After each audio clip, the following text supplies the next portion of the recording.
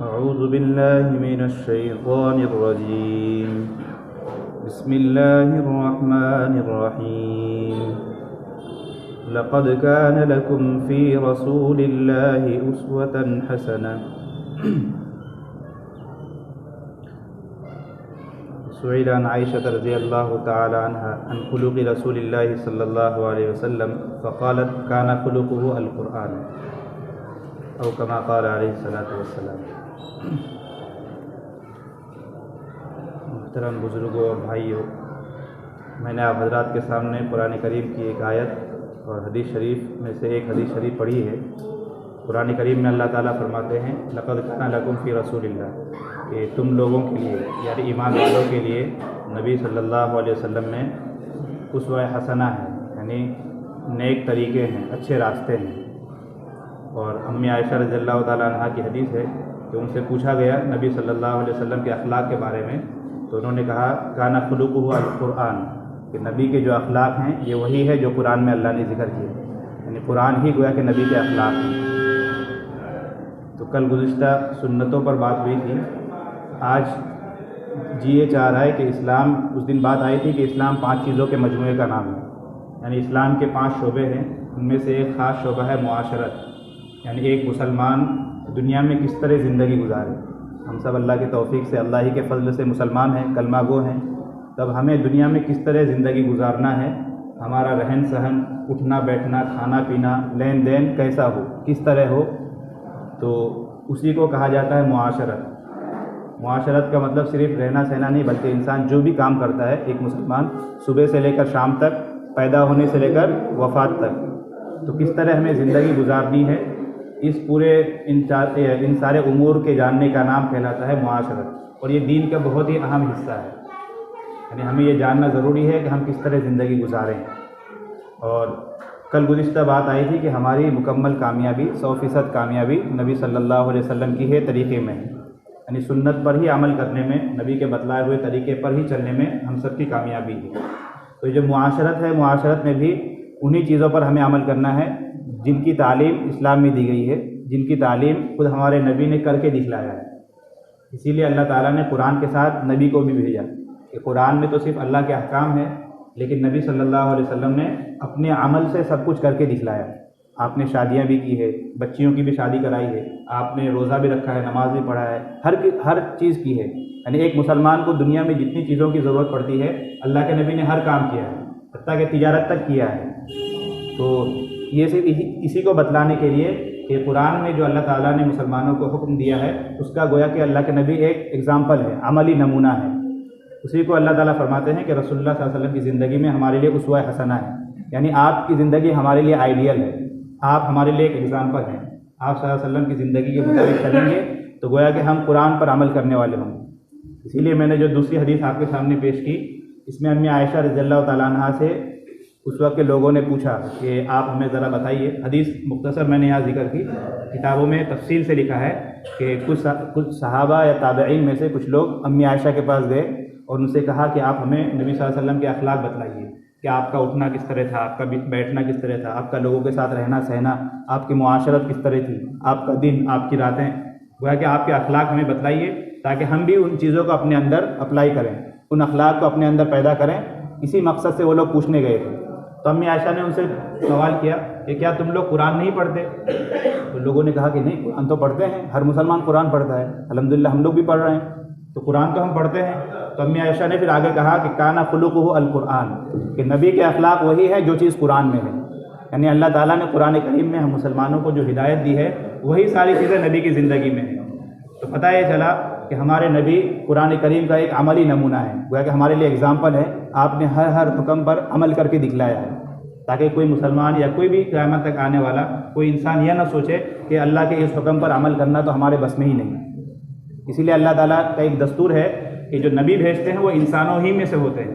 ہمیں میں سے ایک آدمی نبی ہوتے ہیں. کفار مکہ نے یہی اعتراض کیا تھا کہ یہ نبی تو ہماری طرح کھاتے پیتے ہیں، ہماری طرح اٹھتے بیٹھتے ہیں، تو یہ کیسے نبی ہو گئے؟ تو اللہ تعالیٰ نے اس وقت قرآن میں جواب دیا ہے کہ اگر ہم کسی فرشتے کو نبی بنا دیتے تو تم پھر وہی کہتے کہ یہ تو فرشتہ ہے، اس کو کھانے پینے کی ضرورت نہیں، اسے کاروبار کی ضرورت نہیں، یہ تو اللہ کی بات مان لیتا ہے، ہم لوگ کس طرح مانیں؟ تو اسی لیے نبی ہمیشہ انسان ہی ہوتے ہیں، ہم ہی میں سے ایک ہوتے ہیں، لیکن چونکہ وہ نبی ہیں، اللہ کے مقرب ہیں، ان کا درجہ بہت ہی اونچا ہوتا ہے، اور اللہ تعالیٰ انسانوں میں سے نبی منتخب کرتے ہیں۔ اس میں حکمت یہی ہے کہ وہ اللہ تعالیٰ کے ہر حکم کو عمل کر کے دکھلاتے ہیں، تاکہ کسی مسلمان کے لیے یا کسی بھی ایمان والے کے لیے یا کسی بھی انسان کے لیے کوئی عذر باقی نہ رہے۔ تو اللہ تعالیٰ نے ہمارے نبی کے ذریعے گویا کہ ہمیں کس طرح زندگی گزارنا ہے، ہماری معاشرت کس طرح ہو، اٹھنا بیٹھنا کس طرح ہو، ان ساری چیزوں کو بیان کیا ہے۔ میں نے چند احادیث یہاں نوٹ کی ہے۔ آج ایک دن میں تو شاید یہ ممکن نہیں، انشاءاللہ آج اور کل 2 دن میں ہم سنیں گے کہ ہماری زندگی کس طرح ہونی چاہیے، نبی صلی اللہ علیہ وسلم کی تعلیمات کس طرح ہے، اسلام کا اصول کیا ہے زندگی گزارنے کا۔ اس سے پہلے ایک بات یاد رکھیے کہ اسلام جو ہے، اسلام کا اگر آپ خلاصہ نکالیں گے، کہ اگر آپ سے پوچھے کہ اسلام کیا ہے، اسلام کا تعارف اگر آپ سے کہے تو اسلام کا اگر آپ خلاصہ نکالیں گے تو 2 ہی چیزیں، ایک یہ کہ حقوق اللہ اور حقوق العباد، یعنی انسان پر اللہ کے جو حق ہے انسان ان حقوق کو ادا کرے، اور لوگوں کے ہمارے اوپر جو حق ہے ہم ان حقوق کو ادا کریں۔ کل بات آئی تھی کہ اللہ کا حق ہمارے اوپر یہ ہے کہ ہم اللہ کے ساتھ کسی کو شریک نہ کریں اور محض اللہ ہی کی عبادت کریں، یعنی توحید خالص، اور اللہ تعالیٰ نے جتنے کاموں کے کرنے کا حکم دیا ہے ان کو کریں، جن چیزوں سے روکا ہے ان سے رک جائیں۔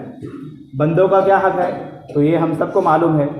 مثلا آپ کا پڑوسی ہے، پڑوسی کا الگ حق ہے، والدین کا الگ حق ہے، ماں باپ کا الگ حق ہے، اور بیوی بچوں کا الگ حق ہے، رشتہ دار ہے، صلہ رحمی پر بات آئی تھی، رشتہ داروں کا الگ حق ہے۔ تو پورے دین کا اگر آپ خلاصہ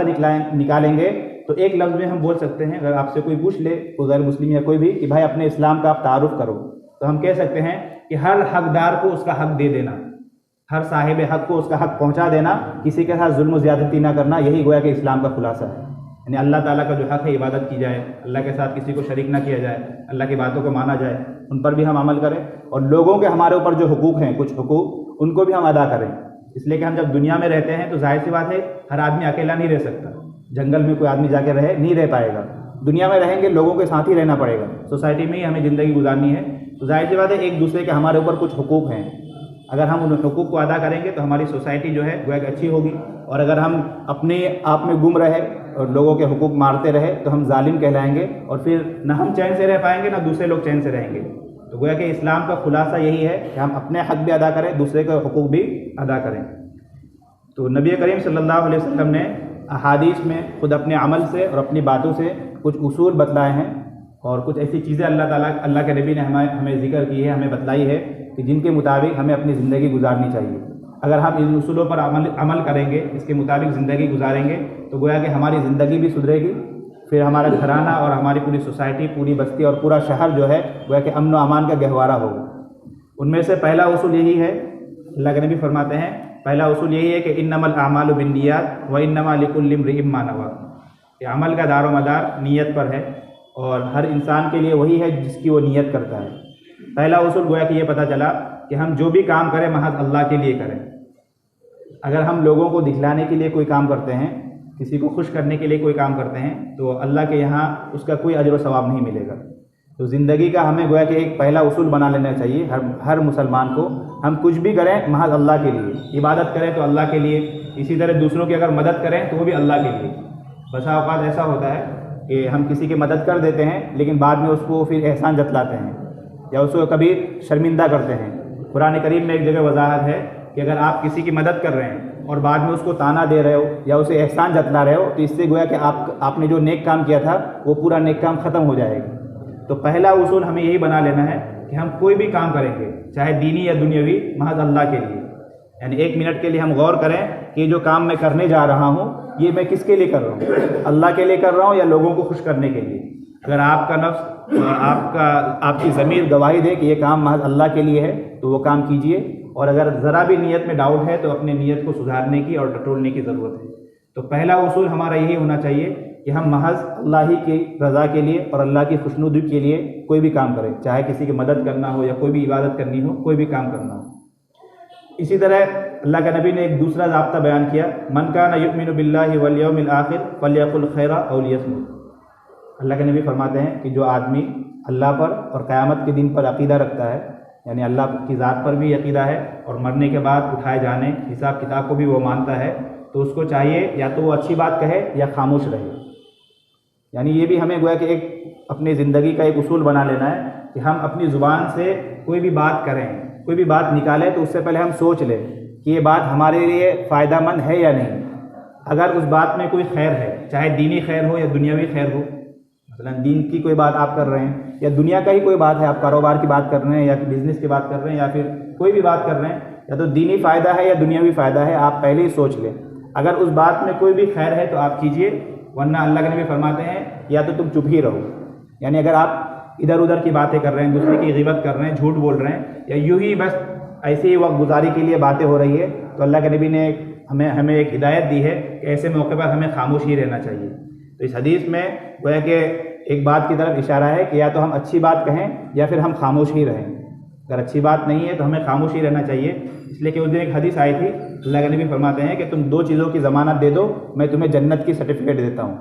اور وہ 2 چیز یہی تھی، زبان اور شرمگاہ. کوئی انسان اگر ان دونوں چیزوں کی حفاظت کرتا ہے، یعنی ناجائز اور غلط جگہ ان کا استعمال نہیں کرتا، حلال اور جائز جگہ اس کا استعمال کرتا ہے، تو اللہ کے نبی ان کی شفاعت بھی کریں گے اور جنت کی ضمانت بھی لیتے ہیں. تو گویا کہ ہمیں یہ ایک اصول بنا لینا چاہیے. تیسرا ضابطہ، اللہ کے نبی ایک حدیث میں فرماتے ہیں کہ عجبا لامر المؤمن، کہ مسلمان کے بارے میں جب سوچتا ہوں تو مجھے ایک عجیب چیز معلوم ہوتی ہے. ان امرہ کلہ خیر، کہ مسلمان کا ہر معاملہ گویا کہ خیر ہی خیر ہے، یعنی مسلمان کے دونوں ہاتھ میں لڈو ہی لڈو ہے. ولیس ذلک لأحد الا للمؤمن، اور یہ چیز اور یہ شرف اور یہ اعزاز صرف مسلمان ہی کو حاصل ہے، مسلمان کے علاوہ کسی کو نہیں. کیا ہے وہ چیز؟ ان اصابتہ سراء شکر، اگر اسے کوئی خوشی کی چیز ملتی ہے تو وہ اللہ کا شکر کرتا ہے. فکان خیر لہ، اور یہ چیز اس کے لیے بہتر ہے. وَإِنْ أَصَابَتْهُ ضَرًّا صَبَرَ فَكَانَ خَيْرًا لَهُ، اور اگر اسے کوئی برائی پہنچتی ہے تو وہ صبر کرتا ہے اور یہ چیز اس کے لیے بہتر ہے. اس دن بھی بات آئی تھی کہ ہماری جو زندگی ہے، ہم جو زندگی گزارتے ہیں، 2 ہی حالت ہمارے ساتھ ہو سکتی ہے. کبھی اچھی حالت ہوگی، کبھی بری حالت ہوگی. اگر ہم اچھے حالت میں اللہ کا شکر ادا کرتے ہیں تو اللہ تعالیٰ اس نعمت میں اور اضافہ کر دیں گے، ہماری خوشی میں اور اضافہ اور بڑھوتری کر دیں گے. اور اگر کبھی کوئی پریشانی ہو جائے، کوئی مصیبت آ جائے، کوئی خسارہ ہو جائے، نقصان ہو جائے، تو یہ اس صورت میں ہمیں صبر کرنے کی تلقین کی گئی ہے. اور آیا تھا کہ صبر کا بدلہ گویا کہ جنت ہے، اور اللہ تعالیٰ صبر کرنے والوں کو پسند کرتے ہیں. تو اس حدیث میں ایک بہت ہی اہم ضابطے کی طرف اللہ کے نبی نے ہمیں ہدایت کی ہے کہ جب ہم دنیا میں زندگی گزاریں گے تو اس زندگی گزارنے میں کبھی ہمارا نفع ہوگا، کبھی نقصان ہوگا. دونوں صورتوں میں گویا کہ ہمارے لیے خیر ہی خیر ہے. اگر ہم شکر کرتے ہیں نفع ہونے کی شکل میں تو یہ بھی ہمارے لیے خیر ہے کہ اللہ تعالیٰ اس میں اور اضافہ کر دیں گے. اور اگر ہمیں مصیبت پہنچتی ہے، کوئی نقصان ہوتا ہے اور ہم صبر کرتے ہیں تو اس میں بھی ہمارے لیے خیر ہے کہ اللہ تعالیٰ اسے اس کا اجر اور اس کا بدلہ ہمیں عطا کریں گے. تو اللہ کے نبی گویا کہ خوش ہو رہے ہیں کہ مسلمان کا حال دیکھو، اس کے دونوں ہاتھ میں لڈو ہے، یعنی ادھر کو بھی فائدہ ہے، ادھر کو بھی فائدہ ہے. تو یہ ہمیں ایک زندگی کا ایک ضابطہ بنا لینا چاہیے کہ اگر ہمیں خوشی پہنچے تو ہم شکر کریں، ہمیں کوئی تکلیف پہنچے تو ہم اللہ تعالیٰ کے اس امر کو مان لیں اور تقدیر پر راضی رہیں اور صبر کریں. اگر اس دو اوصاف کو انسان اپنی زندگی میں پیدا کر لیتا ہے، صبر اور شکر کی، تو وہ کبھی بھی ذہنی طور پر پریشان نہیں ہو سکتا. آج کل دنیا میں بہت سارے لوگ ڈپریشن کا شکار ہو جاتے ہیں، وہ اسی لیے کہ وہ مصیبت کو برداشت ہی نہیں کر پاتے. مثلا انہیں کوئی نقصان ہو گیا، کاروبار ڈوب گیا یا کچھ پیسہ ڈوب گیا، تو وہ اس قدر اپنے ذہن میں اس چیز کو سوار کر لیتے ہیں کہ وہ ڈپریشن کا شکار ہو جاتے ہیں اور وہ خودکشی کی بھی کوشش کرتے ہیں اور زندگی ان کے لیے 2 بار ہو جاتی ہے. وہ کہ دنیا ہی ان کے لیے جہنم بن جاتی ہے. وہ اسی لیے کہ ان کے اندر صبر کا مادہ ہی نہیں ہے. اگر وہ اللہ تعالیٰ کی نعمتوں کو یاد کرے کہ صبر پر ہمیں کیا کیا نعمتیں ملے گی، تو پھر انسان جو ہے ایسا غلط قدم نہیں اٹھا سکتا. تو آج جو معاشرے میں اگر آپ غور کریں گے تو ڈپریشن یہ بہت ہی بڑی لعنت ہے، بہت ہی بڑا عذاب ہے جس میں خاص طور پر ہمارے جوان ساتھی ملوث ہوتے ہیں. تو اگر ہم چاہتے ہیں کہ اس عذاب سے ہماری حفاظت ہو تو ان 2 اوصاف کو ہم اپنی زندگی میں پیدا کریں. نعمت ملے تو شکر کریں، اور اگر نعمت کبھی چھن جائے تو صبر کریں، اللہ تعالیٰ سے دعا کرتے رہیں. اسی طرح ایک حدیث میں اللہ کے نبی فرماتے ہیں انما الصبر عند الصدمۃ الاولی، کہ صبر کب کرنا ہے. سوال یہ ہے صبر کب کرنا ہے، اس لیے کہ صبر کبھی نہ کبھی تو آ ہی جاتا ہے. مثلا کسی کے والد کا اگر انتقال ہو جائے تو آج نہیں، کل نہیں، 1 ہفتے کے بعد، 15 دن کے بعد، 1 مہینے کے بعد دل کو تو قرار آ ہی جاتا ہے. لیکن 1 مہینے کے بعد آپ صبر کرو، اس کا اعتبار نہیں. اللہ کے نبی فرماتے ہیں صبر وہ معتبر ہے کہ جب آپ کو مصیبت لاحق ہو اسی وقت آپ صبر کیجئے، تو یہ زیادہ معتبر ہے. اگر آپ ایسا کرتے ہیں کہ اس وقت تو آپ بہت واویلا کر رہے ہیں اور سر پیٹ رہے ہیں اور سینہ چاک کر رہے ہیں اور بالکل اول فول بک رہے ہیں، اور 1 مہینے کے بعد بولتے ہیں کہ چلو یار اب صبر کر لیتے ہیں، تو پھر اس صبر کا کوئی اعتبار نہیں. اور اس کے ضمن میں ایک حدیث بھی ہے لمبی کہ ایک عورت کے کسی رشتہ دار کا انتقال ہو گیا تو وہ بہت ہی زیادہ غمگین تھی اور بہت ہی زیادہ نوحہ وغیرہ کر رہی تھی. اللہ کے نبی کا وہاں سے گزر ہوا تو مطلب اس خیال بھی نہیں آیا کہ یہاں سے اللہ کے نبی گزرے. اللہ کے نبی نے انہیں روکا بھی, پھر بھی وہ نہیں رکی, اور آخر میں جب ان کو احساس ہوا تو دربار رسالت میں وہ آئی. اس وقت اللہ کے نبی نے یہ کہا تھا انما الصبر عند الصدمۃ الاولیٰ, کہ صبر جب آپ کو پہلی مصیبت جب لاحق ہو, جس وقت آپ کو نقصان ہو, خسارہ ہو, جانی مالی یا کسی بھی اعتبار سے, اسی وقت آپ کنٹرول کیجئے, وہ زیادہ معتبر ہے. 1 مہینے کے بعد 1 سال کے بعد تو انسان کو قرار آ ہی جاتا ہے, ہر ایک کو صبر ہو ہی جاتا ہے, اس صبر کا پھر کوئی اعتبار نہیں ہے. 5واں ضابطہ یہ ہے کہ ہم جب دنیا میں زندگی گزارتے ہیں, لوگوں کے ساتھ اٹھنا بیٹھنا ہوتا ہے, تو ضروری نہیں ہے کہ ہر آدمی کی ہر حرکت ہمیں پسند آئے. کبھی ہمارے مزاج کے خلاف بھی کوئی چیزیں ہوں گی. آپ کے مزاج کے مطابق ہر چیز ہو یہ کوئی ضروری نہیں ہے. بہت مرتبہ ایسا ہوگا آپ یہ چاہ رہے ہیں لیکن سامنے والا کچھ اور کہہ رہا ہے, یا آپ کچھ اور کر رہے تھے وہ آپ کو غصہ دلا رہا ہے. تو اپنی زندگی کا ہمیں اللہ کے نبی ہدایت دے رہے ہیں کہ 5واں ضابطہ یہ بنانا چاہیے کہ غصے پر کنٹرول ہو. اس دن بات آئی تھی غصے پر, کہ بہادر وہ نہیں ہے کہ جو کسی پہلوان کو پچھاڑ دے. اللہ کے نبی فرماتے ہیں لیس الشدید بالسرعۃ انما الشدید الذی یملک نفسہ عند الغضب, کہ بہادر وہ نہیں ہے جو دوسروں کو پچھاڑ دے, بلکہ بہادر تو وہ ہے کہ جب غصہ آئے تو اپنے آپ پر کنٹرول کرے. اس لیے میں نے کہا کہ ابھی ہم دنیا میں زندگی گزارتے ہیں, لوگوں کے ساتھ ہمارا اٹھنا بیٹھنا ہوتا ہے. کبھی کوئی ہمیں 2 بات سنا جائے گا, کبھی کسی کی کوئی حرکت ہمیں بری لگے گی, کسی کی ذات سے کوئی تکلیف پہنچ جائے گی. تو ایسے موقع پر ہمیں اپنے غصے پر کنٹرول کرنا ہے. اگر ہم غصے پر کنٹرول کرنا ہمیں آ گیا تو گویا کہ ہماری زندگی خوشگوار گزرے گی.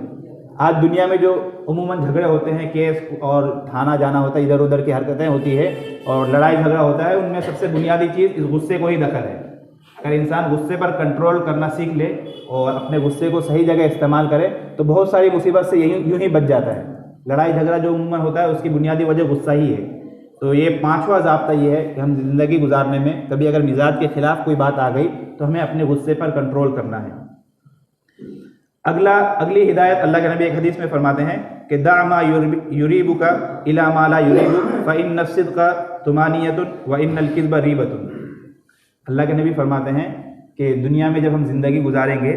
تو کاروبار میں یا کسی بھی وقت بہت ساری چیزوں میں ایسا ہوگا کہ ہمیں کسی چیز کے بارے میں تردد ہوگا, شک ہوگا کہ یہ چیز حلال ہے یا حرام ہے.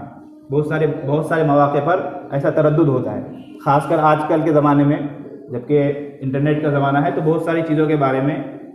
تردد ہوتا ہے کہ یہ حلال ہے یا حرام ہے, دل کو اطمینان نہیں ہوتا. تو اللہ کے نبی فرماتے ہیں کہ جس چیز کے بارے میں تمہیں شک ہو اس مشکوک چیز کو آپ چھوڑ دیجئے, اور جس چیز کے بارے میں آپ کو یقین ہو جائے کہ یہ صحیح معنی میں حلال ہے, پاک ہے, جائز ہے, طیب ہے, تو اسے آپ اختیار کیجئے. اگر ہم اس ضابطے کو, اس اصول کو اپنی زندگی میں اپنائیں گے تو انشاءاللہ بہت ساری حرام چیزوں سے ہم بچ جائیں گے. ہماری انکم, ہماری روزی, اسی طرح ہمارا ہر کام جو ہے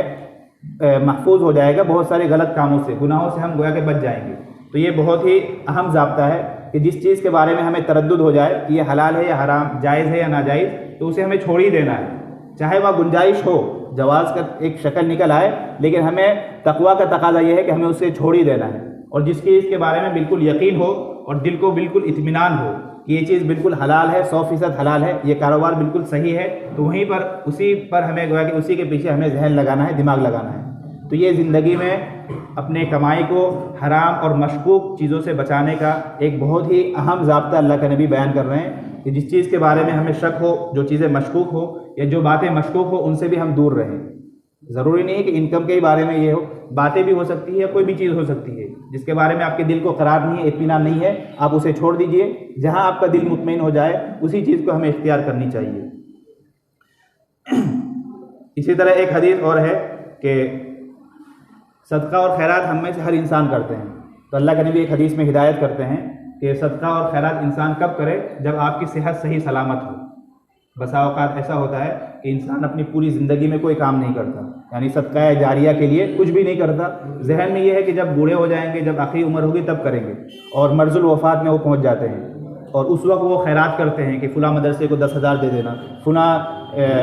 فلاں کو اتنا دے دینا, یا فلاں چیز بنا دینا, مسجد میں ایک نل لگا دینا, مسجد میں 2 قالین بچھا دینا. مرض الوفات کے اندر وہ وصیت کرتے ہیں. تو مسئلہ یہ ہے کہ اگر کوئی انسان مرض الوفات میں وصیت کرتا ہے تو اس کا اعتبار نہیں ہے. اسی کو اللہ کے نبی صلی اللہ علیہ وسلم ایک حدیث میں فرماتے ہیں کہ جاء رجل الی النبی صلی اللہ علیہ وسلم فقال یا رسول اللہ ای الصدقۃ اعظم اجرا,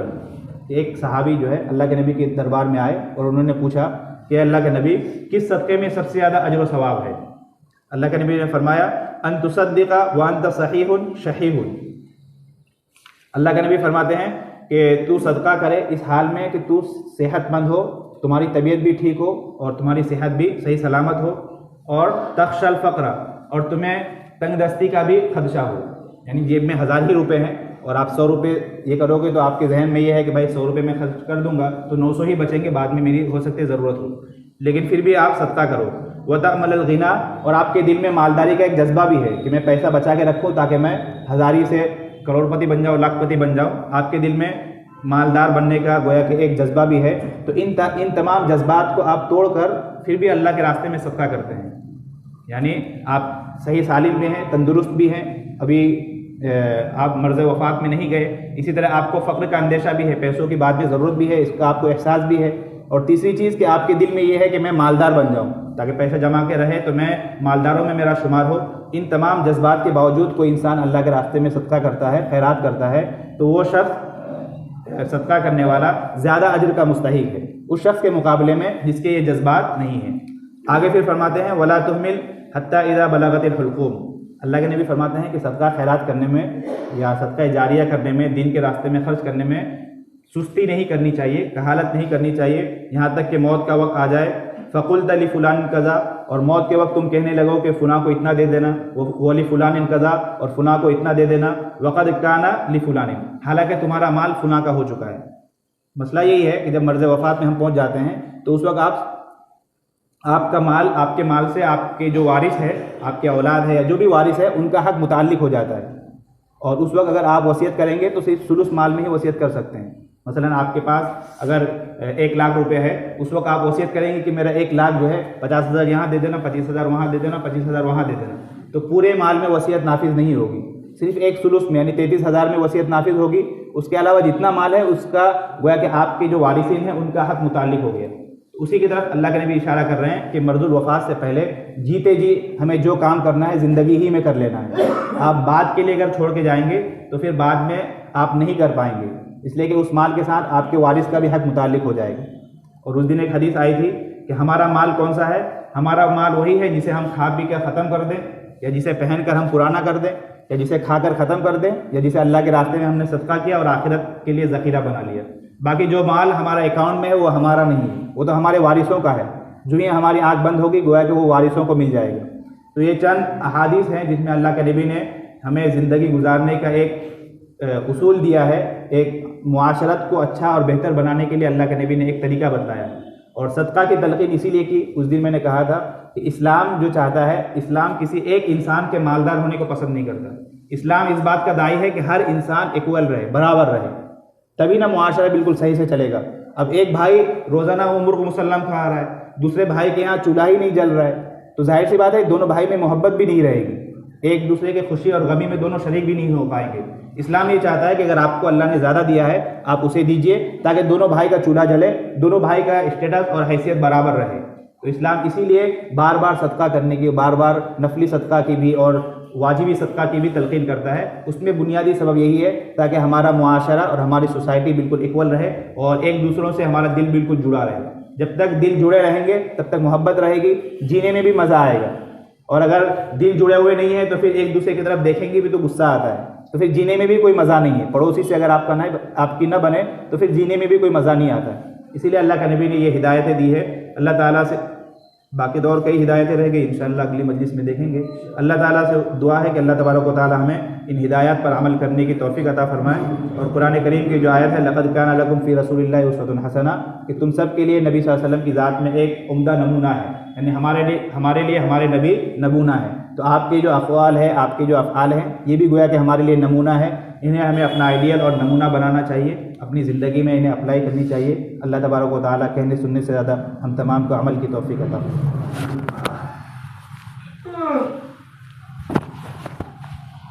بسم اللہ الرحمن الرحیم، الحمد للہ رب العالمین، اللہم لک الحمد کلہ ولک الشکر کلہ، اللہم لا احصی ثناء علیک انت کما اثنیت علی نفسک ربنا آتنا فی الدنیا حسنہ وفی الآخرۃ حسنہ وقنا عذاب النار۔ الہ العالمین ہم تمام کے گناہوں کو معاف فرما، الہ العالمین ہم تمام کے سیئات و حسنات سے بدل فرما، الہ العالمین ہم تمام کی صحت میں برکت عطا فرما، روزی روزگار میں نفع عطا فرما، ہم تمام کے گھروں میں چین سکون اور طمانینت نازل فرما، الہ العالمین جو باتیں کہی گئی سنی گئی ان پر ہم تمام کا عمل کرنے کی توفیق عطا فرما، نبی صلی اللہ علیہ وسلم کی ان ہدایات پر زندگی گزارنے کی توفیق نصیب فرما، موت سے پہلے موت کی تیاری کی توفیق نصیب فرما، ہم میں سے ایک بھائی اس دنیا سے جا چکے، اے اللہ ان کی مغفرت فرما، اور ہمارے رشتہ داروں میں جو لوگ اس دنیا سے جا چکے ہیں ہر ایک کی مغفرت فرما، تمام کے درجات کو بلند فرما، ہم تمام کو بھی موت سے پہلے موت کی تیاری کی توفیق نصیب فرما، ہمیں جو بیمار ہے انہیں صحت عطا فرما، جو مقروض ہے ان کے قرض کی ادائیگی کی شکل پیدا فرما، الہ العالمین ہم تمام مسلمانوں کے حال پر رحم فرما، مسلمان جہاں کہیں بھی پریشان حال ہیں ہر ایک کی پریشانیوں کو دور فرما، الہ العالمین جو دعائیں کہی گئی مانگی گئی انہیں بھی عطا فرما، جو مانگنی تھی لیکن نہیں مانگ سکی وہ بھی عطا فرما، ہماری دعاؤں کو نبی کریم صلی اللہ علیہ وسلم کے صدقے میں قبول فرما، وصلی اللہ علی خیر خلقہ وآلہ وصحبہ اجمعین برحمتک یا اللہ۔